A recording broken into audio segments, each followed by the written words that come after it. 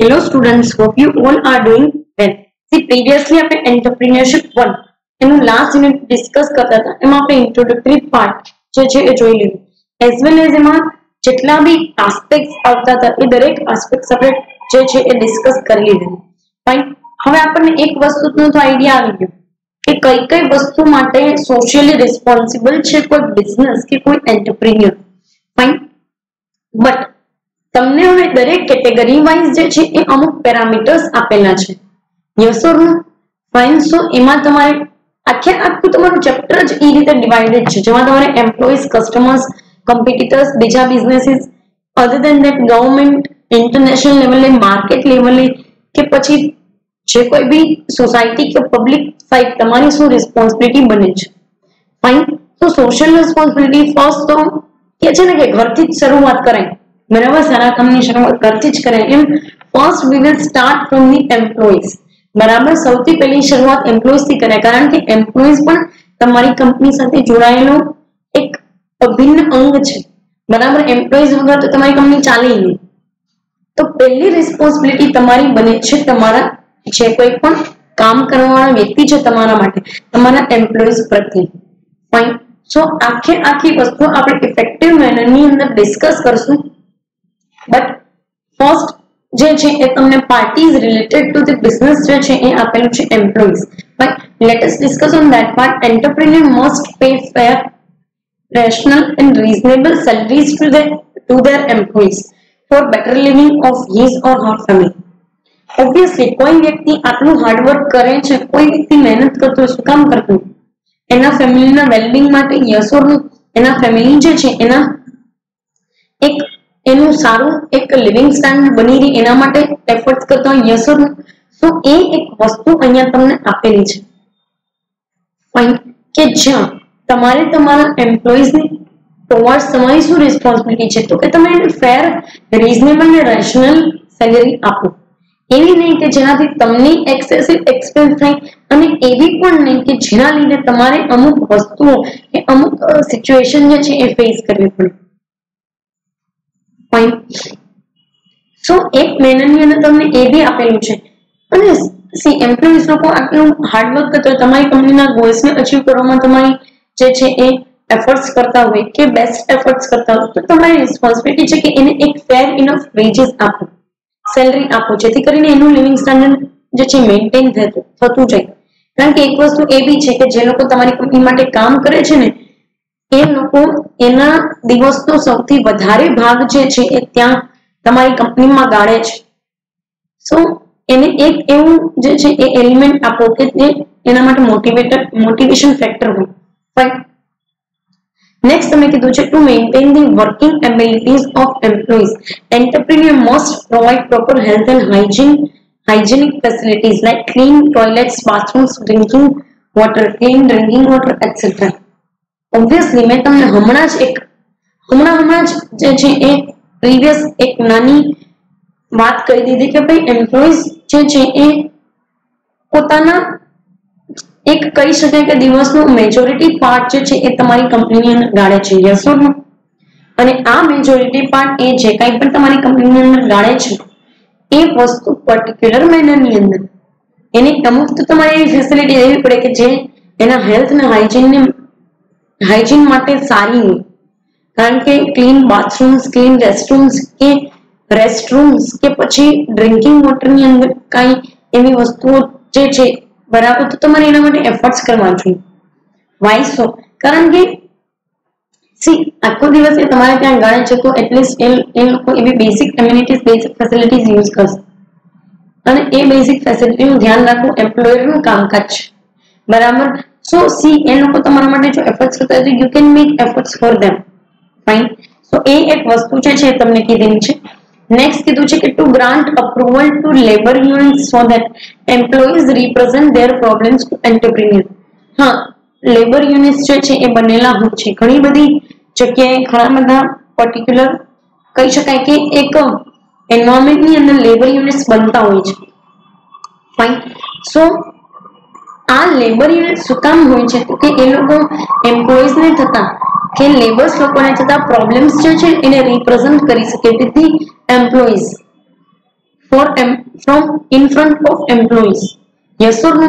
Fine. So particular manner ની અંદર entrepreneur ની સામે જે કંઈ પણ તમારે પ્રોબ્લેમ્સ છે એ મૂકવાના હોય એ મૂકી શકો તમે, એટલા માટે લેબર યુનિટનો ફોર્મ અપ કરવા દેવામાં, બરાબર. અને બધા લોકો બધા એમ્પ્લોયીઝ આવીને તમને એક વસ્તુ કે એના કરતા બેટર છે કે લેબર યુનિયનના 5-6 જણા જે છે એને રિપ્રેઝન્ટ કરી દે અને એને દરેક વસ્તુ કહી દે. Fine. So this is the thing, this is the aspects they want us to connect with. Next કીધું છે કે stop the exploitation of employees by taking more work from them. Entrepreneur must ensure them by informing the conditions of services. બરાબર. Employees લોકો જે કંઈ પણ છે એનું એક્સપ્લોઇટેશન અટકાવવા માટે કે એ વસ્તુ જે છે એને એમ એક્સેસિવ વર્ક ના થઈ જાય, એની પાસે તમે એક્સેસિવ કામ ન કરાવડાવી લો, એના માટે બેટર છે કે તમે એને લાગુ પડતી અમુક સર્વિસીસ વિશે, એને લાગુ પડતા અમુક બેનિફિટ્સ વિશે એ લોકોને તમે જાણ કરો. એને તમે કહો કે ભાઈ આવા બેનિફિટ્સ જે છે તમને લાગુ પડે છે, તમે એના માટે એફર્ટ્સ કરો. સો તમને જે છે એ તમારું એક્સપ્લોઇટેશન ના થાય. ફાઇન. સો એ એક વસ્તુ છે.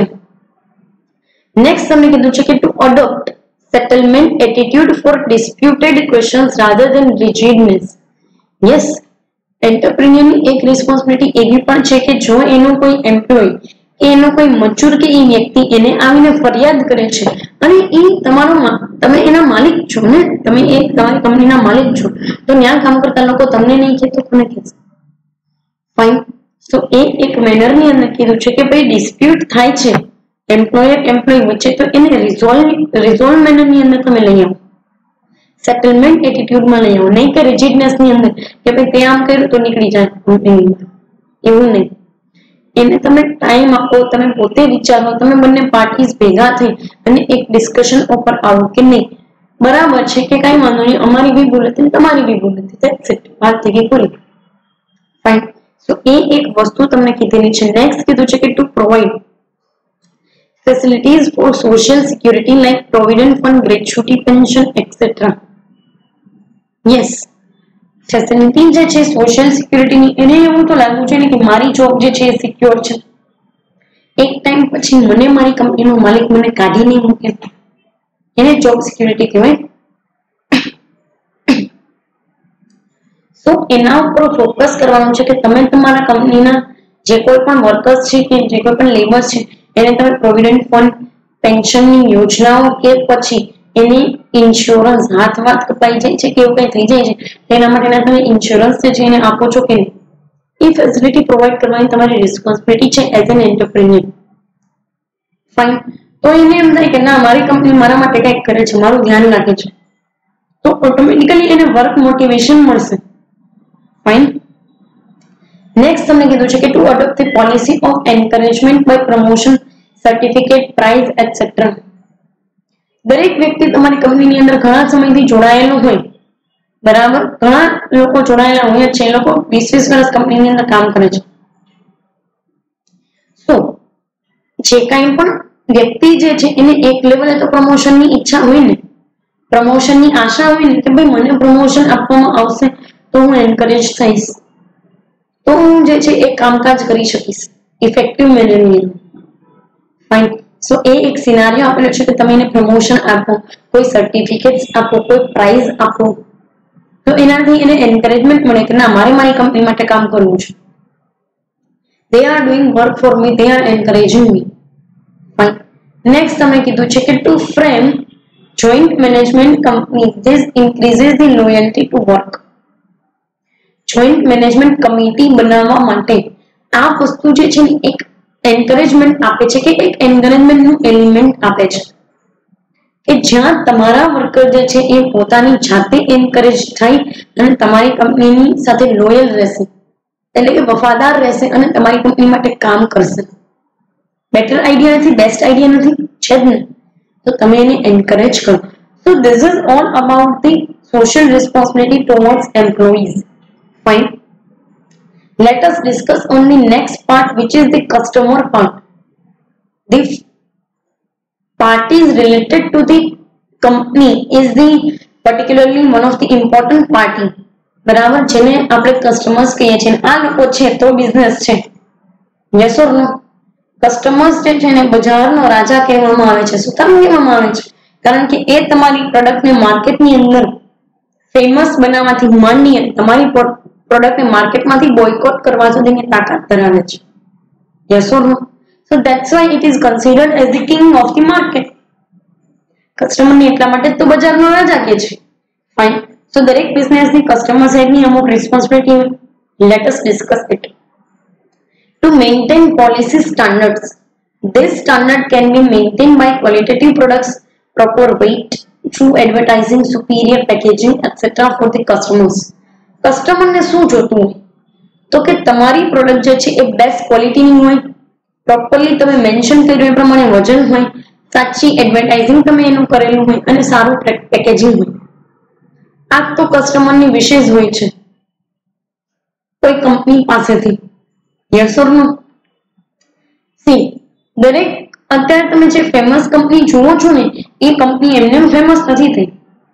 એ કંપનીએ માર્કેટની અંદર એવી ક્વોલિટેટિવ પ્રોડક્ટ મૂકી છે, એવી વસ્તુ માર્કેટમાં મૂકી છે કે જે વસ્તુ કે જે પર્ટિક્યુલર પ્રોડક્ટ માર્કેટમાં આવવાથી લોકો એના ઉપર વિશ્વાસ કરતા ને પ્રોડક્ટને એક્સેસિવ યુઝ કરતા થઈ ગયા છે. હ્યુજ માસ એને યુઝ કરે છે. યસ. શું કામ? કારણ કે એ લોકોએ એ લેવલનું પ્રોડક્ટ માર્કેટને આપેલી છે. તો એન્ટરપ્રેન્યોરની એ રિસ્પોન્સિબિલિટી છે કે સ્ટાન્ડર્ડ મેન્ટેન કરો, ક્વોલિટેટિવ પ્રોડક્ટ આપો કે જેનાથી લોકોને કંઈ નુકસાન ના થાય, પ્રોપર વેટની અંદર આપો કે જેનાથી ડિસેટિસ્ફેક્શન ક્રિએટ ન થાય, એડવર્ટાઇઝિંગ સાચી કરો જેનાથી ડિસેટિસ્ફેક્શન ક્રિએટ ના થાય, સારું પેકેજિંગ આપો, સુપીરિયર પેકેજિંગ ભલે આમાં લખ્યું પણ હું કહું છું સારું આપો ને તોય ચાલે. સારું ઇનફ પેકેજિંગ જેને કહી શકાય, enough good packaging. Fine. So એ મેનરની અંદર કીધેલું છે. નેક્સ્ટ તમને કીધું છે કે to stop the duplications of products entrepreneur must obtain patent rights. Customer જે છે એ ડિસીવ ના થાય. ડિસીવ એટલે કે કસ્ટમર જે છે ને એ છેતરાય નહીં ને, તમારી પ્રોડક્ટ સમજીને બીજી કોઈ પ્રોડક્ટ ન લે ને એના માટે કંપનીની રિસ્પોન્સિબિલિટી છે કે company patent rights, copyright, trademarks ને એવું બધું લઈ લે.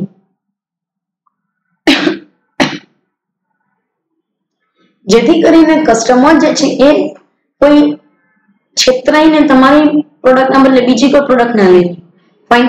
સો એના માટે તમારે તમારી કંપનીનું ડુપ્લિકેશન થવા માટે એ એક તમારો હક છે એઝ એન એન્ટરપ્રેન્યોર કે તમે પેટન્ટ રાઇટ લેવું. ફાઇન.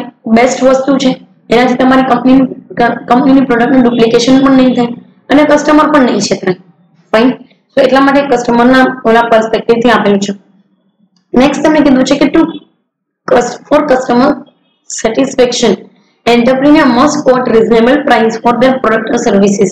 ભાઈ તમે જે પ્રોડક્ટ માર્કેટની અંદર મૂકો છો એની પ્રાઇસ રિઝનેબલ હોવી જોઈએ અને એ વસ્તુ જે છે એ પ્રોડક્ટ કે એ સર્વિસીસ જે છે એ મેનરની અંદર હોવી જોઈએ કે જેના લીધે તમને એવો ફાયદો થઈ શકે કે ભાઈ એઝ અ કસ્ટમર તમને એવો ફાયદો થઈ શકે કે તમને પૈસા દીધા ને દુઃખ ના થાય, ડિસેટિસ્ફેક્શન ના થાય. સો એન્ટરપ્રેન્યોરે એ પ્રમાણે પ્રાઇસ જે છે કોટ કરવી જોઈએ. Fine. The complaint from customer protection institutions must be given prime importance. તમારી પ્રોડક્ટની અંદર ક્યાંય ભૂલ આવેલી છે, ક્વોલિટીમાં મિસમેચ થાય છે કે ક્વોલિટી સારી નથી, પેકેજિંગ સારું નથી કે નુકસાન કરતી પ્રોડક્ટ છે ને કોઈ કસ્ટમરે કમ્પ્લેન કરી છે, તો કસ્ટમરને પ્રોટેક્ટ કરવા માટે કસ્ટમર પ્રોટેક્ટ ઇન્સ્ટિટ્યુશન્સ જે છે ને એની તમારે કમ્પ્લેન સૌથી પહેલા લેવી જોઈએ અને એ કમ્પ્લેનનું સૌથી પહેલા રિઝોલ્યુશન લાવવું જોઈએ કે ભાઈ કસ્ટમર આપણને આવું કહી જાય છે, આટલી ખરાબ આપણી પ્રોડક્ટ છે કે પ્રોડક્ટની અંદર કઈ વાંધો છે, તો let us make it good. એ વસ્તુને હવે સારી બનાવી, એ પ્રોડક્ટ જે છે એને સારી બનાવી. ફાઇન. સો એ એક પેરામીટર જે છે તમને આપેલું છે કે પ્રાઇમ ઇમ્પોર્ટન્સ કમ્પ્લેનને આપો. ફર્સ્ટ નેક્સ્ટ તમને કીધું છે કે entrepreneur must always C that an artificial demand for his or her product is not created. એ વસ્તુ એને ખાસ જોવી જોઈએ કે ભાઈ રિટેલર્સ કે હોલસેલર એને ફાયદો મળે છે એના લીધે તમારી પ્રોડક્ટની આર્ટિફિશિયલ ડિમાન્ડ તો ક્રિએટ નથી કરતા ને માર્કેટમાં. કારણ કે ઘણી વખત એવું બનતું હોય છે કે રિટેલર્સ લોકો કે હોલસેલર લોકો એને જાજા પૈસા મળતા હોય તો માર્કેટમાં આર્ટિફિશિયલ ડિમાન્ડ ક્રિએટ કરે. એ સારી તો વસ્તુ નથી. આર્ટિફિશિયલ ડિમાન્ડ ક્રિએટ થાય ને એટલે માર્કેટમાં પ્રાઇસ ઊંચી જવા માંડે, કારણ કે વસ્તુની સ્કેર્સિટી સર્જાય. આ તો તમને ખબર છે બરાબર. તો વસ્તુની સ્કેર્સિટી સર્જાય એના લીધે માર્કેટમાં પ્રાઇસ જે છે એકદમ અપ જાય, which is not the good thing. Fine. કે જેના લીધે પર્ટિક્યુલર મેનરની અંદર તમે સપ્લાય નથી કરતા એટલે તો આર્ટિફિશિયલ ડિમાન્ડ ક્રિએટ ન થાય. એ ધ્યાન રાખવાનું કોનું કામ છે? એન્ટરપ્રેન્યોર. નેક્સ્ટ તમને કીધું છે કે to change the taste of people regarding the product or services by providing new products or services. લોકોના ટેસ્ટ પ્રેફરન્સીસ એના જે કાંઈ પણ કહી શકાય કે એક આદતોને અમુક વસ્તુ બદલવા માટે એઝ એન એન્ટરપ્રેન્યોર તમારી રિસ્પોન્સિબિલિટી છે કે તમે માર્કેટમાં દરેક સમયાંતરે નવી પ્રોડક્ટ જે છે એ ઇન્ટ્રોડ્યુસ કરો, જેથી કરીને લોકોને ફાયદો એવો થઈ શકે કે ભાઈ તમારી કંપનીની કોઈ વસ્તુ નહીં, બટ જે કંઈ પણ છે એ ન્યૂનેસ એક મળી, એક ચેન્જ મળી ગઈ. અને તમને ફાયદો શું થાય? તો કે તમે માર્કેટની અંદર ઇનોવેટિવ પ્રોડક્ટ મૂકશો તો પર્ટિક્યુલરલી તમને જ એક ફાયદો છે ને કે લોકો અત્યારે તમારી સાથે કમ્પેરિઝન નહીં કરી શકે, કે તમારી સામે ઊભા નહીં રહી શકે. ફાઇન. તો એ એક વસ્તુ જે છે એ કીધેલી છે આ લોકોએ.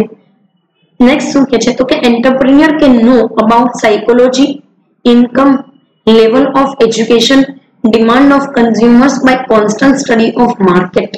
એ એન્ટરપ્રેન્યોરની રિસ્પોન્સિબિલિટી છે કે કન્ઝ્યુમરની સાયકોલોજી સમજવી, કસ્ટમર સાયકોલોજી સમજવી, કસ્ટમરની ઇન્કમ વિશે ખ્યાલ આવવો કે ભાઈ આપણે જે કેટેગરીની અંદર ડીલ કરીએ છીએ ત્યાં કેવા લોકો, કે middle class, rich class, upper middle class, કોણ લોકો આપણા કસ્ટમર્સ છે અને એની સાયકોલોજી કેવી છે એના ઉપર તમારે ફોકસ કરવું પડે, એના ઉપર તમારે આધાર મૂકવો પડે.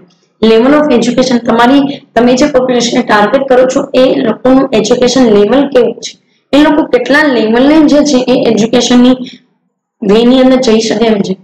નેક્સ્ટ તમને કીધું છે demand of consumers by constant study of market. ક્યારે કઈ સિઝન, કયા ટાઈમ પીરિયડમાં તમારી કંપનીની વસ્તુની ડિમાન્ડ જે વધારે છે ને એ તમારે જોવું પડે, એનું કોન્સ્ટન્ટ સ્ટડી કરવું પડે. It is your responsibility as an employee. તો તમને આઈડિયા આવે કે માર્કેટમાં કેવી પ્રોડક્ટ મૂકવી. ફાઇન. સો પર્ટિક્યુલર આ સેશનની અંદર આપણે બે વસ્તુ ડિસ્કસ કરી, એ છે સોશિયલ રિસ્પોન્સિબિલિટી ટુવર્ડ્સ એમ્પ્લોયી અને social responsibility towards customers. Coming સેશનની અંદર આપણે nation, government, international level, competitors, other જે કોઈ પણ કંપનીઝ છે એના વિશે આપણે ડિસ્કસ કરશું. પર્ટિક્યુલર આ સેશન માટે જે છે એ અહીંયા સુધી રાખીએ, બાકીનું કમિંગ સેશનમાં ડિસ્કસ કરશું. Thank you so much.